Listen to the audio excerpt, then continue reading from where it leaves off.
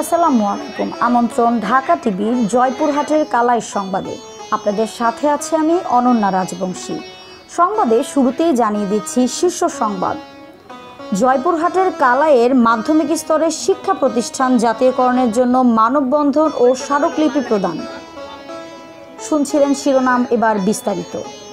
আমাদের জয়পুরহাটের কালাই প্রতিনিধি সুকোমল চন্দ্র বর্মন জানান, জয়পুরহাটের কালাই উপজেলায় বেসরকারি মাধ্যমিক স্কুল মাদ্রাসা শিক্ষা পরিবারের আয়োজনে আজ 24 সেপ্টেম্বর সকাল 11টায় উপজেলার নির্বাহী অফিসারের কার্যালয়ের সামনে থুপসারা দাখিল মাদ্রাসার শিক্ষক ও সমন্বয়ক নাজমুল হক শামীমের নেতৃত্বে বৈষম্য দূরীকরণের মাধ্যমিক স্তরের বেসরকারি শিক্ষা প্রতিষ্ঠান জাতীয়করণের পূর্ব পর্যন্ত শিক্ষা প্রশাসনের বিভিন্ন পদে সরকারি স্কুলের শিক্ষকদের পদায়ন বন্ধ রাখা ও শিক্ষা সংস্কার গঠনের দাবিতে মানববন্ধন কর্মসূচি অনুষ্ঠিত হয়।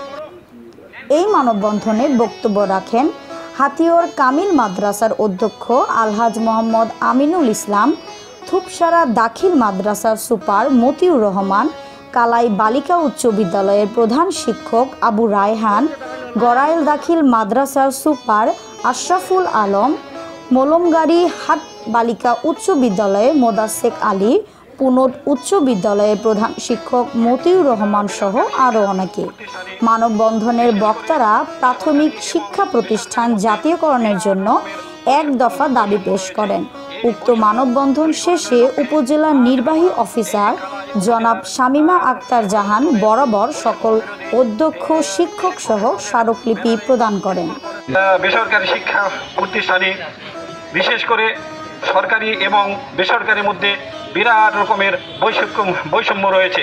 এই বৈষম্য দূরীকরণের লক্ষ্যে আজ আমরা এই কালাই উপজেলার সর্বস্তরের বৈষম্য বিরোধী শিক্ষক সমাজের ব্যানারে স্কুল কলেজ মাদ্রাসার পক্ষ থেকে আমরা বর্তমান সরকারের নিকটে আমাদের ধন্যবাদ এতক্ষণ ঢাকা টিভির সাথে থাকার জন্য।